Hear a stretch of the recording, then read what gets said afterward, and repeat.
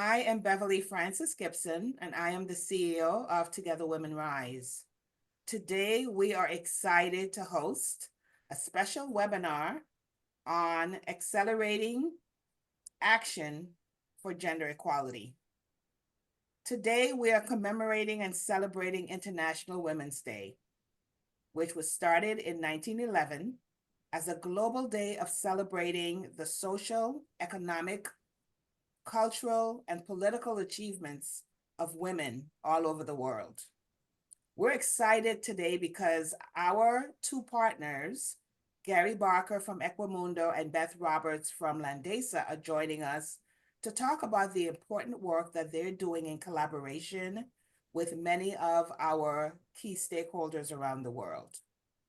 One of the reasons why we wanted to host this special webinar was to definitely show that partnership and collaboration are key to achieving global gender equality around the world.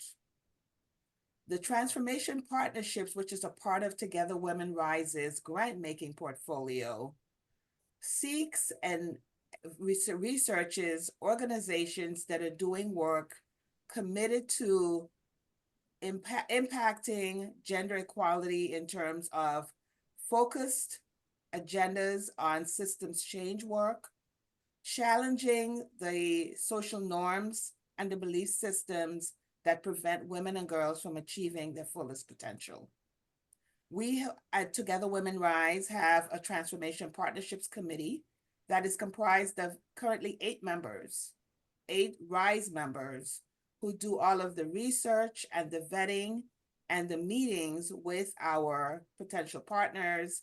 And then once they become a partner because they've been selected and approved by the board of directors, we have regular check-ins with them to hear what's been happening, to get a better understanding of the impact of the work that they're having in their respective countries and with their country representatives. So today it is very exciting for us to host this webinar in collaboration with our two partners, Landesa and Equimundo.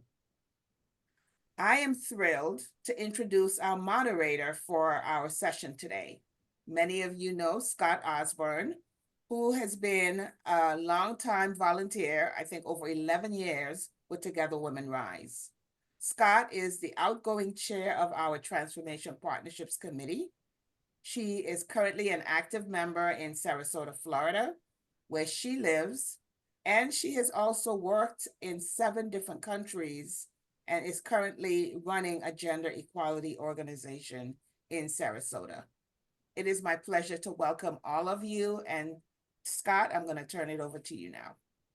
Thank you. Thank you, everyone. And Gary and Beth, thank you very much for joining us. On behalf of the whole committee, I want to say what a pleasure it has been working with both of your organizations these past few years. So before we dive into some details, let's talk about your organization just a little bit and get the main ways that you feel you're really helping change systems to advance gender equality. We talk about the systems change, put it in real concrete words for us, the main way you think you're doing that. Maybe let's start with Beth. Sure. Thanks so much, Scott. It's really my pleasure to be here and my pleasure to work with Together Women Rise. It's such a joy to see so many folks come on the line and say where they're from across the country and across the world. So my name's Beth Roberts. I'm the director of the Center for Women's Land Rights at Landesa. And the way that Landesa engages in systems change work is focused on the power of land rights for supporting poverty alleviation and livelihoods around the world. So for all of us, we depend on the land that is under the houses that we live in and the places that we work. But for about 3.5 billion people around the globe, they lack the legal rights to that land that we take for granted. And so we work with smallholder farmers, with indigenous peoples, with local communities to strengthen those legal rights and to make sure that those rights are effective in practice. And part of that work for Landesa is that we lead a global advocacy campaign called Stand for Her Land, which is focused on bridging the gap between really strong legal standards for women's land rights and those rights in practice. So focused on making sure essentially that everyone has a safe and secure place to be and a place from which to build a life where they can thrive. Thank you. Thank you. And Gary, I know Equimundo's work is very different, but equally impactful. Yeah, thanks. And I'm honored as well we are honored as an organization to partner with Together Women Rise. And we take, very seriously the cause of engaging men and boys for gender equality. And we do that a couple of different ways, but one in terms of how we frame it. Our value proposition is that gender equality needs boys and men and boys need gender equality. That we see this as a two-way allyship, that we need men standing up for full equality, period, stop. And at the same time, healthy ideas about manhood and gender equality is good for men and boys. So we do this by trying to do transformational change in big institutions where we can reach men and boys. So that's workplaces, schools, online spaces, healthcare spaces, partnerships with social protection policies, and women's economic empowerment. The three topics that we focus on, one is around caregiving. How do we get men to do our share of the hands-on care work? We know that inequality in terms of who does care work is a huge driver of the economic gap between men and women. And so we do policy work there, narrative shift, training. We've got a fatherhood training package that's used in about 20 countries, and I'll come back and talk about that. The second area we do this is with healthy boyhood and young men, starting early in schools in particular, to have conversations around what better manhood looks like. And so we're working in a number of schools. About 35 countries have used our Manhood 2.0 materials in schools and in after-school programming. And we have our Global Boyhood Initiative that's part of that. And then the third area that we do is work online. We know that young people are increasingly online. We know some of the negative harm that's spread. And so doing a lot of new work in online spaces. All of that aims to try to promote healthy ideas about manhood, promote men's involvement in caregiving, and reduce men and boys' violence against women and girls. So that sounds like a lot of broad sort of social change work. They're changing people's ideas, changing men's ideas about manhood, changing their ideas about caregiving. That sort of thing is very slow and hard to measure. Help us think about how you would measure success in something like that, and something like moving men and boys toward healthier visions of manhood or caregiving. How would you measure success? Yeah, I mean, one is we do national level surveys. About half of the work that we do is research focused. We do kind of the biggest multi-country surveys on what's up with men on gender equality. Our two big platforms there, one is the State of the World's Fathers reports that we do every 2 years and try to look exactly at that. Are we shifting men's ideas on this? Are men doing more hands-on care work? We can't always say that we're the only ones responsible for that change. Lots of other things are happening, but we do national survey work. The other platform we have for that is our State of the World's Men surveys, looking at where men are in these norms, and partnering always in partner organizations who carry this out. So we're able to look, how are we coming at a national level? We also do impact evaluation of our interventions. Some of those are small scale, but I'm happy to say in a few countries, we're doing these randomized controlled trial level studies with programs that are being taken slowly to the national level. So able to see whether those interventions work. And then the third level, we look at policy changes. Have we been able, or has our partner been able to say that we helped impact policy changes, parental leave policies, or getting a Ministry of Health to take a given approach to scale? And then fourth, where we're doing a bit of development there, we also partner with content creators. We do some work with those who tell the stories out of Hollywood. We partnered with the Gina Davis Institute, the Center for Storytellers and Scholars, and directly with some content makers. We're advising on a couple of films that are, will be, the kind of big films that animated films going to kids. We're doing some stuff with game makers in a couple of places. We've not yet figured out how we want to measure, how much content we help to influence there, but we are working at that level as well, and want to be able to show some years from now that, we actually influenced how those stories are told. So you've got a lot of both single country and multi-country surveys to assess this info. Thank Exactly. you. I want to come back to the wins in a minute, but Beth, how do you folks think about measuring success? Sure. Thanks, Scott. So we do at a number of levels. So because work on land is long-term, it's complicated, it's technical, but also we're really focused on the social movement aspect of it. we look at a few different types of metrics at a few different levels. So for the Stand for Land Global Advocacy Initiative that I mentioned, for example, we have 4 different areas where we are measuring success. And the first is public advocacy. So does the general public in the 10 countries where we're active for Stand for Land, as well as more broadly, the general public at the global level through things like social media engagement, can we show that people are more aware and have more positive attitudes towards women's land rights? Is that messaging coming across? And what are we seeing? Particularly, this is important at the national level, where we're using that to parlay into one of our other priorities, which is policy advocacy. So we in the land sector and through the women's land rights movement have seen enormous progress on standards for women's land rights from a legal perspective over the last several decades. This is at the international level, everything from the Committee on the Elimination of Discrimination Against Women to the Rio Conventions, where we're working on climate change. We've seen greater inclusion at that international level of the recognition of the foundational nature of land rights and women's land rights specifically for achieving gender equality, for achieving climate action. We see similar standards at the regional level within the African Union. We see constitutional guarantees at the national level, legislative guarantees. So lots and lots of legal change that has been advocated for and worked for and led primarily by grassroots women's land rights movements across the globe for decades. The challenge the challenge that we're trying to address both through public advocacy and policy advocacy is that at the individual level, we still see really strong patriarchal norms that mitigate against women being able to claim those rights to land, to protect those rights to land, particularly if there's a change in family, if their husband dies, if they go through a divorce. So particularly in the context of customary law, where there's a mix of recognition of formal law or customary law, there are all kinds of challenges for women. And at the individual levels where it matters, that's where the transformation comes for women.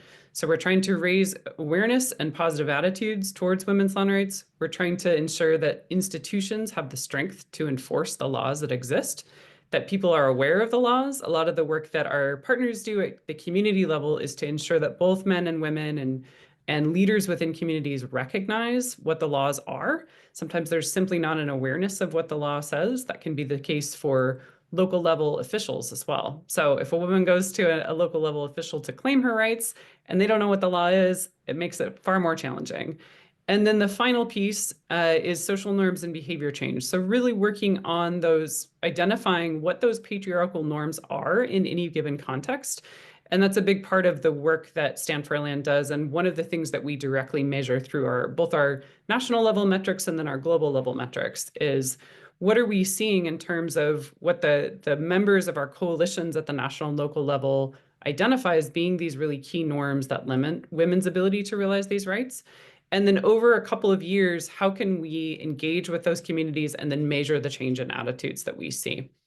So that's a really important one at the local level. And at the global level, we have a number of other metrics that are meant to help us understand how we're movement building. So what types of language are we seeing included? We're here at the Commission on the Status of Women in New York this week.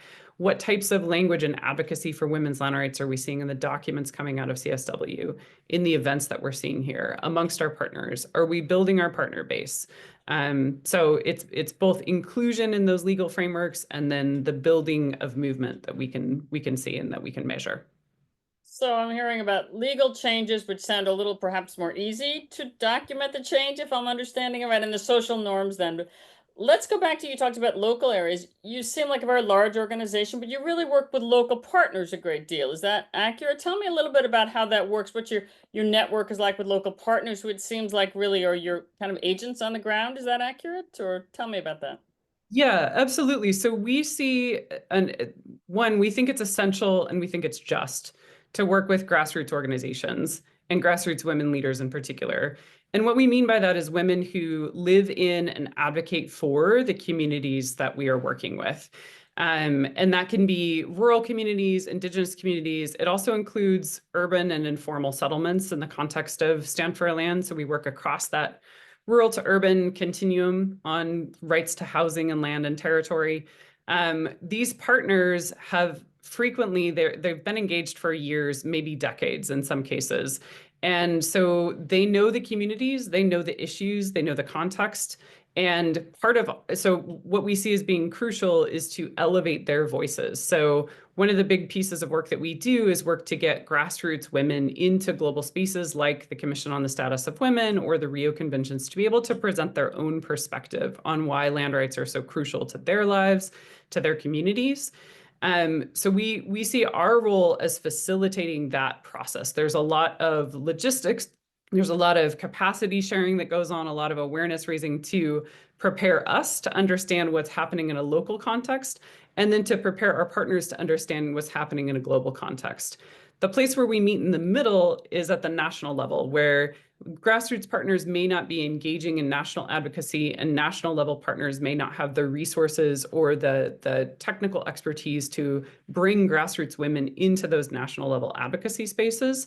So we do some work to bridge that gap as well, to work with our national partners to build some mechanisms to have grassroots partners present to speak to national level policymakers, to engage in advocacy on the national stage, and then to work from there to get them to that global stage. So we really see this as a grassroots to global effort. You can't achieve systems change just by working at one level.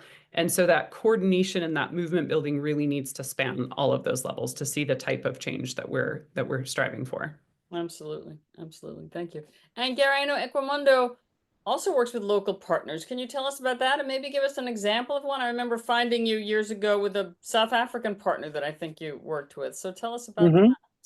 Yeah, we are a small organization, 20 full-time folks, and then 14, 15 fellows who are kind of half-time consultants based in about 10 different countries. We're deliberately a lean operation because we always work in partnership. All of the examples I gave before, our Men Care campaign has about 70 NGO partners in about 60 different countries. Our research projects that I mentioned, those big research platforms, every one of those is a country partner researcher as well. Our Global Boyhood Initiative has probably 15 different NGO partners. So we always about all of the approaches, the Manhood 2.0, our parent training work, all of our campaigns are kind of jointly created, tested, developed in different country settings, co-owned with all those partners. So yes, Scott, you probably met our colleagues from Sonke Gender Justice, with whom we co-created the Men Care campaign. We've got this year at CSW, I'm also here as Beth is, have 4 or 5 of our team from DC, but also here with partners from several different countries. One of those, Rwanda, where we've been working to scale up a parent training initiative that is now becoming a national program. And, I would say quite similar. For many years, we were the ones who have this privilege to be at CSW, and often the ones, invited to speak about it. I'm thrilled to say, Fidel, the CEO of ROMREC, is, doing all those sessions. They are, co-owners, leaders of the work, of the fatherhood work that we started together. So we see that as both, it's about testing and locally grounding, but also where we come in is kind of the strategy on how do we think about scale, both the policy change we need, and that means presenting to, the multilateral development banks, UN agencies. It is fantastic that we can support, a Rwandan NGO to be here together with a Rwandan delegation that represents the Rwandan government. And that gets a buzz that, the Rwandan government feels like we're proud to share this. And so other countries see it as well. So that's 10 years to get to a stage like that the approach is owned locally and the advocacy is now being led by a local partner. Wonderful. Very interesting. So let me just shift gears a minute to something that on the Transformation Partnership Committee we have received a lot of questions about, that has to do with how you're funded. And we at RISE structured these partnerships to be unrestricted money by design. We wanted them to support your overall mission, which we very much supported, and not be pinned to a specific project. So tell us about how you see that, and perhaps how project funds are different from these unrestricted partnership funds. I mean, we know you're still accountable for the funds, but again, not for a specific project. So perhaps why that's important to you, or how you see it differently, because I know for some people that's a bit of a change. So Beth, perhaps you could start. Sure. Yeah, thanks, Scott. Yeah, I think for us, movement building has been very challenging and very exciting. We think it's super necessary to address women's land rights specifically. It requires a lot of coordination and a lot of the project work that we have. Sometimes that comes from public sector funders. Foundations and organizations like Together Women Rise tend to be a little more flexible. But this work shifts. We often have asks from our local partners. They have defined a problem or identified an opportunity in a way that they really want to focus on. Flexible funding gives us the opportunity to support them. It gives us the opportunity to do the type of work that Gary and I were just talking about bringing grassroots and local voices into spaces like CSW. It also enables us to support global partners. So we often have requests from places like the UN Convention to Combat Desertification, which works on soil health and land restoration. It's a key arena for us and for our local partners because that relationship between food security and soil and land is so tied together. And they will ask us for things like, hey, can we do a webinar with you and some of your partners? Can you create a training manual for the 197 countries that are parties to this convention that don't really understand that link between land and soil health and women's rights to land? Can you help us with that? And this type of flexible funding enables us to say yes more often than we otherwise would be able to. So it enables us to facilitate and grow the movement. It also, and I'll say that the third thing, it enables us to be more strategic. It enables us to take a step back with our partners and to say, how do we achieve that systems change that we're looking to do? Where is there more coordination that is needed? Where is there opportunity to do more outreach and to welcome in more partners? We have so much demand right now from, and I said Stand for Land is active in 10 countries. We have 25 more countries where there are civil society partners saying, can we join? Can we be a part of this? We think we're ready to start a coalition with organizations that are working on women's land rights in our country. And without funding like the type of funding that comes from Together Women Rise, and specifically the funding from Together Women Rise, we wouldn't be able to engage in those conversations. We simply wouldn't have the time and the bandwidth that enables. Interesting, super interesting. Gary? Same thing that Beth stressed. We are funded by some of the bilaterals. So obviously this is a very restrictive moment with USAID. The small amount of funds we have from them are basically frozen and gone. But other of the don't need to name other countries that are doing their share. But there's huge shifts all the time, and it does end up being disruptive. We're trying to get 3 and 4 and 5 year cycles going of change and want to be able to commit to our partners that we can see this through. And that if we've got a successful outcome, we can work together to take it to scale. So work with a partner in Colombia to say, Colombia is not at the top of lots of donor lists at the moment, but there's a fantastic opportunity to build in gender transformative father training in the public sector. And so, we don't have to kind of scrounge around in where there's not necessarily a lot of funds in Colombia, but to say this needs to happen. And we've got a chance really to have this become a public policy. So having that flexibility to fill in really becomes important.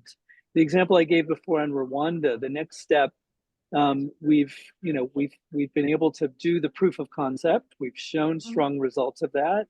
The government is now calling it officially their program. By 2028, it will be nationally rolled out through the Ministry of Health. So we're thrilled about that part. And then the idea that came up together with our partner was to say, there's a lot of interest in other countries in this. Let's look at setting up a regional training center.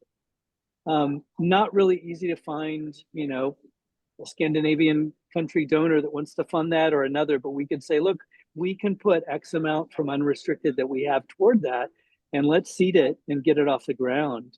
So I think, we can get stuck in our log frames at times. It's actually not the log frames maybe as much as a donor saying, you will have to do this in country X with this many beneficiaries. And we can do some good stuff with that. We figure out how to live with that.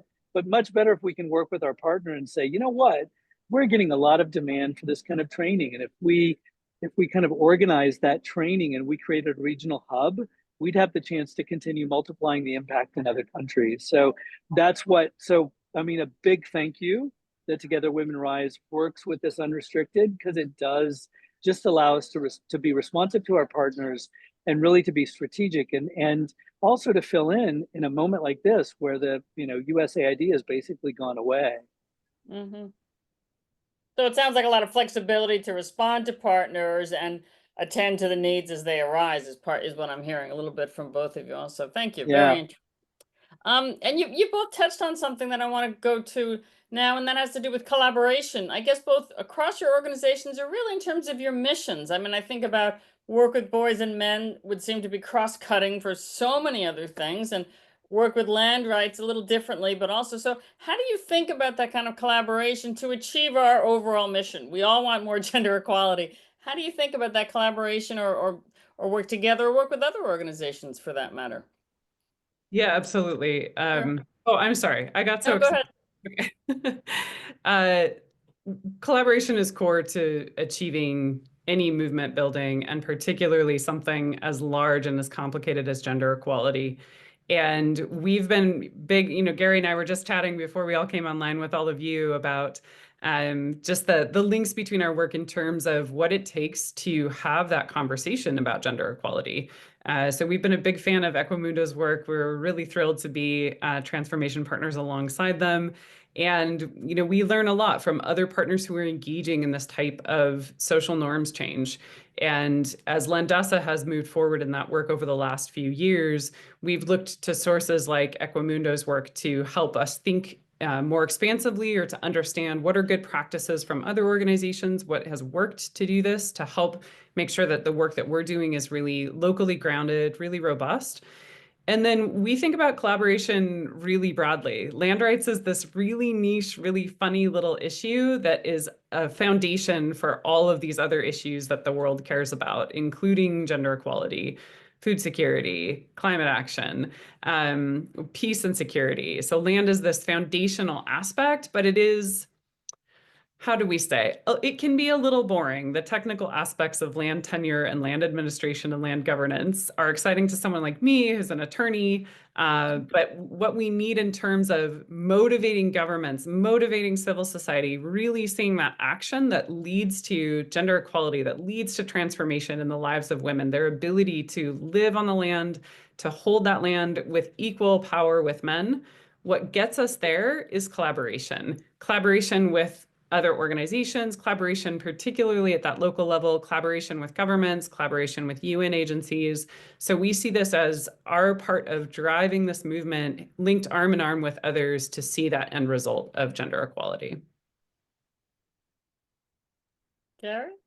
Yeah, I think, in a similar way, I mean, we also think it's political that we collaborate, in the sense that, look, we know there's not enough funding for really important, impactful women's rights work around the world. So as we think about our work with men and boys, we need to figure out very strategically how we do this in partnership with the key women's rights organizations in any country that we work in, and also just from an efficiency point of view. So an example, and it aligns with what Landesa does. We see that a structural driver of women's equality and empowerment is the economic empowerment, right? So it's both access to land, but also ability to get training to do the kind of job you want to do. To a piece that we work a lot on, which is who does the care work. If women are to be freed up to be in the paid workforce, someone's got to provide those care services. Often we pass those on to another low-income woman. We kind of pass the problem on rather than look at it structurally. We know that about 65% in middle-income countries, about 65% of the wage gap between men and women is because of women's greater care burden.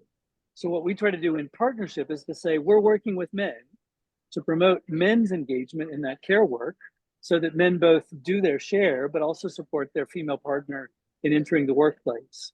We also try to look at opportunities to partner, for example, on social protection policies that focus on women.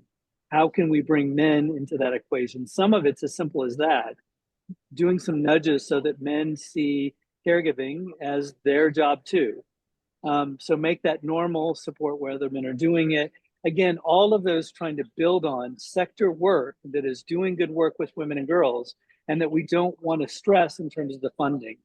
Gender-based violence, another key one there. We want to make sure that our work is an add-on not taking away funds, for example, for support for survivors of violence. That's not always easy, but really that is our strategy in trying to say the synergy is, is politically important. It's not just about more effectiveness, but it is trying to say, look, there's a limited number of resources. How can we do this as an add-on that doesn't take away from those key funds going to the basic services and empowerment that women need? And I think Landesa, in their focus on land rights, we also try to figure out what are some structural kind of catalytic changes that we can do with men that lead to benefits for men and women. And so our school-based work with boys, our work around the care economy, where men can see our stake in a better world by doing hands-on care work, and we see the benefits to ourselves, but also that men can see how this pays forward for their partners to be able to be in the workforce, and to get men to be allies for things like land rights. So we very much, there's no way we can do this work with men and boys separate than the work with women and girls. So we haven't partnered directly with Landesa, but certainly as the cause, we're on board. And I hope we can try to engage some more conversations, because there's a lot of potential synergy there. Before we come back to that, we've talked a lot about systems changes and different structural levels. I'm going to ask you both to be really specific now for a minute. So Gary, give me an example so we can really touch it and feel it and see it of some kind of intervention that your organization does with men and boys, whether it's the care economy or gender-based violence. Can you give us something that will help us ground in what the initiative really looks like on the ground? Sure. Yeah, so our school-based work with boys, which is always, I'm saying the word boys, it's always with boys and girls. So we get an hour access to schools. This is happening in Malawi, happening in Mexico, happening in Bolivia. We get an hour of school time to do a tested and evaluated group education discussion about healthy ideas about manhood. And we can see some months after doing that work, reductions in boys' harassment of girls. We can see boys doing better in school, being less disruptive in some behavior, reductions in bullying, which both boys and girls experience. And more importantly, the headmasters, the principals of those schools saying, this is really important. They become advocates for keeping that hour, per week in the curriculum. So they will convince the higher ups who decide what is in the curriculum. So it becomes a long-term initiative within the school. So that's an example of some of the youth-based work on there. Our parent training work, I think, is another one that we can say it can be quite catalytic. So a 16 session in some parts of the world where we can do this as in-person group education sessions. The Rwanda example I gave, we're also doing this in the Middle East, some other countries in Latin America, where we engage fathers, some of them, half the sessions with fathers, half with the couple, recruit via either early childhood care centers or during prenatal visits, and build that into the system. We test, show that it's effective. It both reduces violence by men against women, by both parents against children. It nudges men to do more of the hands-on care work. And then the catalytic part is when we get a ministry of either gender equality or health or early childhood to take it on and say, this is ours, we will build this into our programming. We're doing that at the moment in Colombia that I mentioned before, and we're creating a hybrid one there because it's hard to get men to come for 15, 16 sessions, but we can get you to come for a couple of sessions, and then we engage you via WhatsApp and others to keep you engaged in a hybrid way. So for us, the transformation happens when that approach gets built into a national early childhood program, or sometimes we'll do this at the municipal level. So it becomes not just a project, but really becomes an initiative within a public sector. The other one I could say is parental leave. We know that when we get men to take leave, we see all kinds of, now that makes more sense in middle income economies or households where both of the partners or one of the partners has a salary job, right? They're going to a workplace that they can get paid leave from. So we know that's got challenges in some lower income parts of the world, but we've been instrumental in getting parental leave and that specifically paternity leave passed in a number of countries. And I'm proud to say in the District of Columbia where I live, our data helped make the case there. There's now 12 weeks of paid leave mothers, fathers, for children, adoption, or childbirth. That kind of thing pays forward in multiple ways, and it's now being completely funded by governments. So that's an example of where our advocacy led to that new policy being implemented. Fascinating, fascinating. And so Beth, I'm going to ask the same thing of you to get specific, but I'll even expand that. I know when I talk to many members of RISE here in the US, some of them don't quite get the land rights thing. I mean, you know, they have a house, maybe they have a mortgage. It's like, what's this land rights thing? So help us think about really specifically what that looks like. Yeah, absolutely. Thanks, Scott. And I appreciate the question. I know that, and I said this in my last set of comments, that land can be a little confusing. And I think in part it is that we are really lucky here in the US. You know, our legal systems are very well established. There are land registries in every state, every county. You know, you cannot buy a house without that land being legally registered, and there's a deed or a title to that home. And in the areas that we work in, and particularly in rural areas, that is just not the case. The level of institutional support is not there. And so particularly for, and there, I won't go into a lot of detail on the sort of legal aspects, but I wanted to point to one example in Bangladesh. So in Bangladesh, there is a law related to what is called khas land, which is government-owned land, which is very, very common in a number of the countries that we work in, where essentially the government owns most or all of the land. And this is agricultural land. So the government will provide land for people who are landless in Bangladesh to be able to farm and produce food for their families. That's one more difference that I'll just note really quickly. In most of the global south, in most of these countries that we work in, the percentage of people who are still dependent on agriculture is anything from 40% to 80%.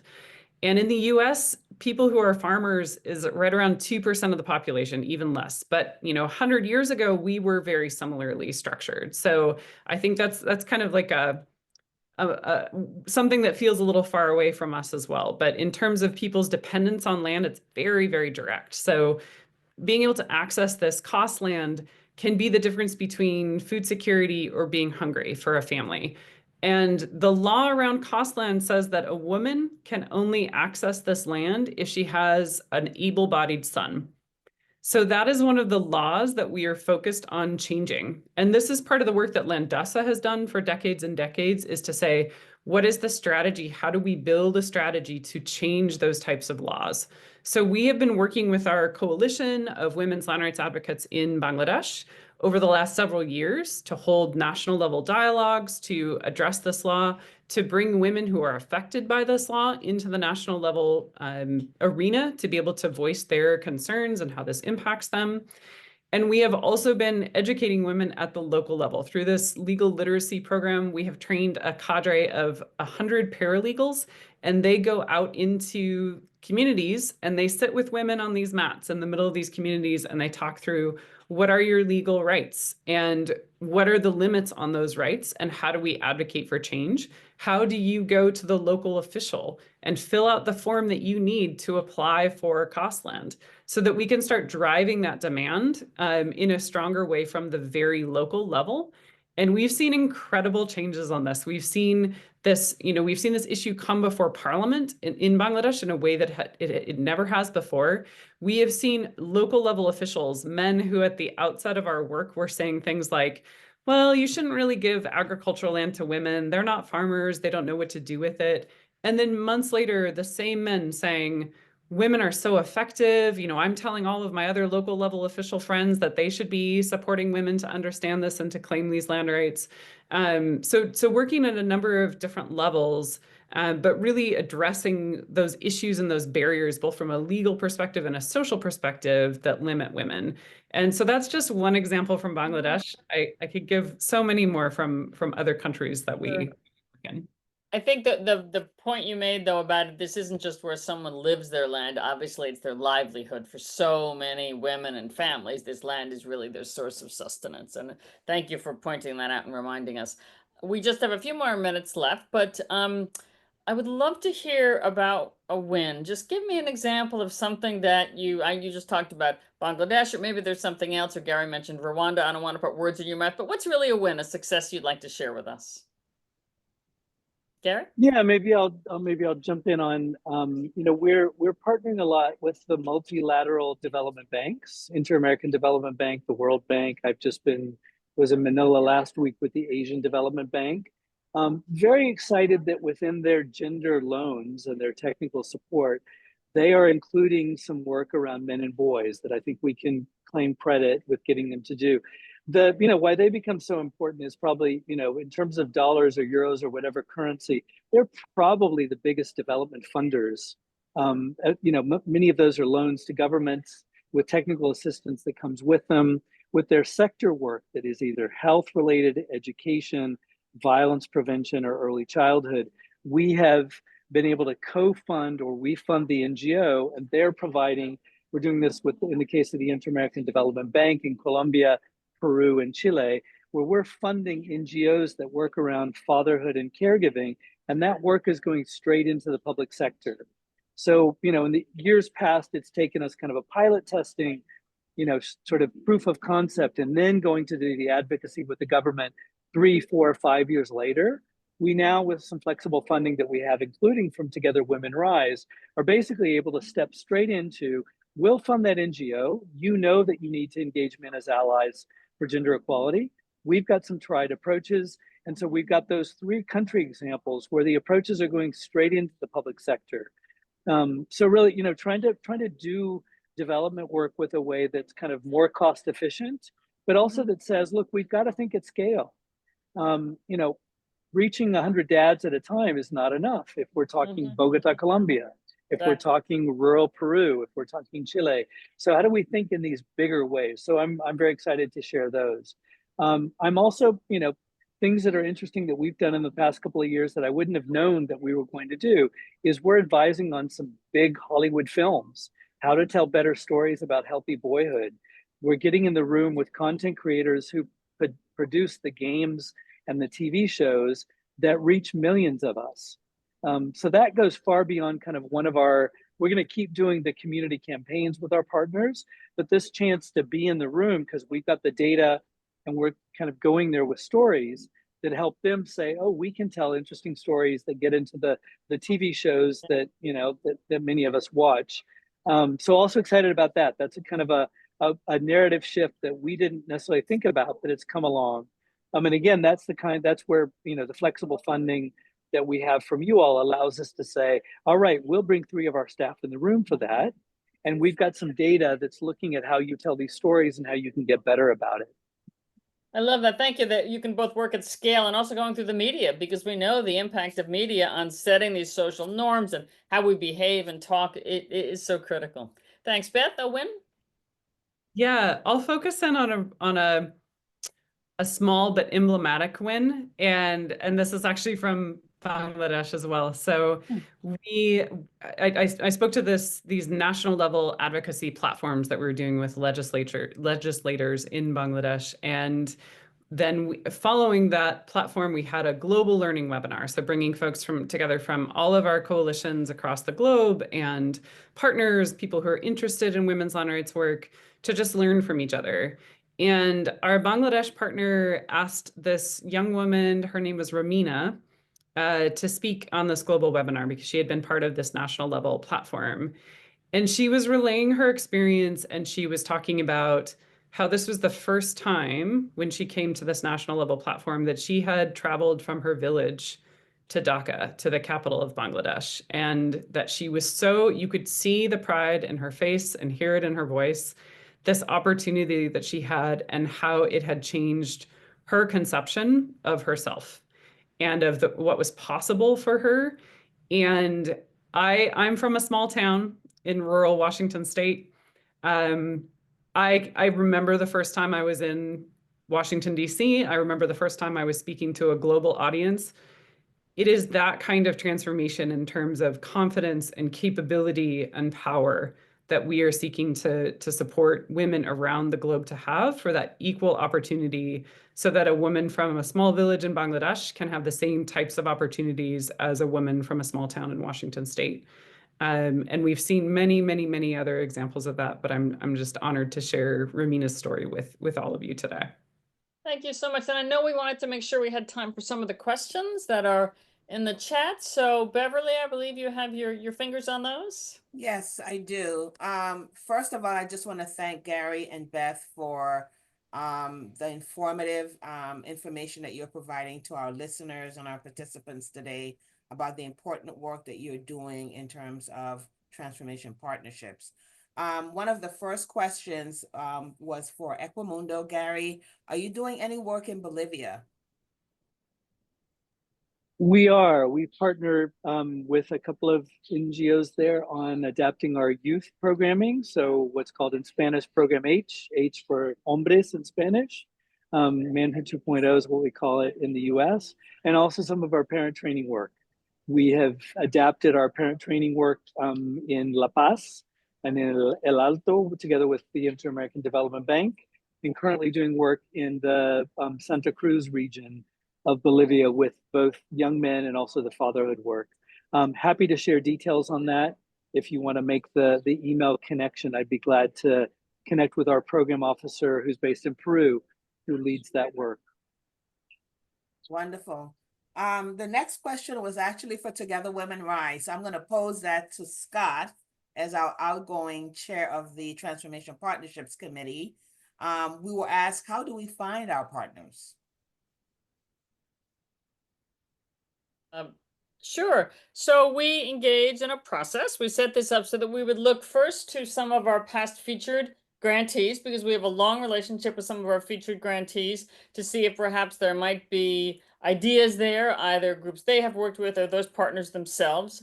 We did our own then independent research looking at systems change issues around gender equality. We also reached out to other actors who are doing this work. We really wanted to be collaborative. So I know Beverley and others talked to some of the different funders that we've worked with to see who they had funded. And frankly, we found that we started circling around a number of organizations that really had global reach. We really loved organizations that, I think, as Gary mentioned, had the opportunity for scale. You know, while we loved the small scale operations, we really wanted some that had the potential to make big changes. And so we really looked for that. I think also our committee members have a lot of experience in this field, and that's partly why we want them on the committee. Everybody brought ideas and suggestions of organizations that they think might be suitable from their diverse work, and then we all researched them. I hope that helps. Thank you. Thank you. The next question is for Beth. Do you do any work in Kenya, or do you work with any Maasai communities? We do. I am so honored to say that after about 6 years of looking for funding to start up work in Kenya, Kenya was one of the first places we did a scoping workshop with partners to say, what does work for women's on rights look like here? How can we partner with you? Is it the right time to start a coalition? So we actually received funding from the Department of State recently, from the little tiny Secretary Office of Global Women's Issues within the Department of State to support work in Kenya. That was also impacted by the foreign aid freeze. But we had one of the things we have been incredibly touched by in the countries and humbled by who have been affected by the foreign aid freeze in our work is that when we talk to our partners about this freeze on funding, they say, we're still doing this work. This work goes on regardless of whether or not the US government supports it. And so while that work is on pause right now and a little bit uncertain, we are working with a number of key partners in Kenya. And actually, Landesa has an office in Kenya, and that office is anchoring the work for women's land rights and for Stand for Land there. And we're working in northern Kenya. We're working with several Maasai communities and working with this really incredible organization called Northern Vision, and which is an Indigenous and women-led organization that works on land rights and climate work in northern Kenya. So the answer is yes. And like Gary, I'll say I'm happy to be in touch further if anyone is interested in knowing more about that work and partnering on it. Thank you. The other question is for Together Women Rise or for any of our panel members today. The question was asking if we're doing anything to encourage the funding from foreign aid freeze to be released to organizations that we're working with. Together Women Rise partners with Results, which is an advocacy organization based in Washington, D.C. We have about 200 members of the Results Advocacy Chapter. And every month they're meeting, they're encouraging and teaching our members and others how to advocate for changes that we're seeing around the country. They actually help with letter writing campaigns, how to make phone calls to your respective representatives, how to find your representatives. And if anyone is interested in getting involved in any of the advocacy activities, we would invite you to go to Together Women Rise's website, where there is information about the advocacy chapter and their meetings that are held monthly. But Beth and Gary, anything you're doing in terms of advocating for the release of foreign aid funding? Yeah, I will say from our perspective, Landesa has been very quiet on the advocacy front. And that is mostly to protect our partners overseas. We are, this is obviously a very risky and uncertain time. And so we have not come out and been loud with any messaging about foreign aid. We have been tracking the court cases and the advocacy that others who are more well-positioned to engage in that advocacy are doing. And we have been in touch with our partners overseas. There's so much confusion coming from people overseas about what the US government is doing. And so that's been a really crucial conversation for us, is to make sure that people that we work with have as much information as we can provide, or, you know, even if we're saying there's no information right now, but we'll come back around to you next week. So there have been lots of those conversations, and I've gotten to read lots of pleadings in court, which as a lawyer is very fun for me. So not usually something I get to do or have to do. Interesting. We have the benefit of not being heavily dependent on USAID funding or US government funding for our US work either. And so we have decided to be quite vocal. We've done a few webinars, we've been writing blogs that are getting, you know, some tens of thousands of folks looking at them around, you know, bringing voices to talk about what the impact means. We did a webinar recently that with colleagues talking about what does it mean that DI efforts are getting scrubbed in the US? What does it mean for, we had a non-binary activist with us. What does it mean that trans rights are being called out or you know, essentially weaponized under the Trump administration? So we have, you know, we do have a space that we're able to speak. And you know, we do know how challenging it is. And we're also trying to call on others that you know, in the corporate world and beyond, who should be making noise about this. It is shameful in some cases, you know, some of the cowardice that's happening, including from some organizations that don't really have much to lose, but just want to be, you know, they're trying to stay below the radar. So we have tried to raise our voice and add, you know, bring the voices of partners who are suffering directly from some of this. So there's a lot that we have to do. I think it's been such a deluge of harm coming out of the Trump administration that you know, we do need to sort of take deep breaths, do self-care, make sure that we're, you know, putting on our own masks so that we can help the person with, you know, put on their mask next to us. But we do think we've got to be very strategic about how we use our voice in this moment. Good points, good points.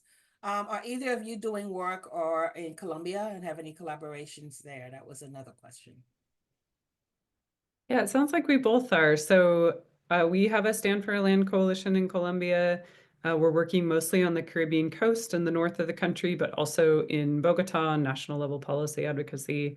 So yeah, there's an incredible group of very feminist organizations in the rural areas of Colombia that we're working with. Yeah. We're working mostly in Bogota, but with the city government that has some very progressive policies. We've helped develop their father training material that's part of their municipal care policies. And we're also working with the Instituto Colombiano de Bienestar Familiar. That's the the childhood, basically the early childhood care system.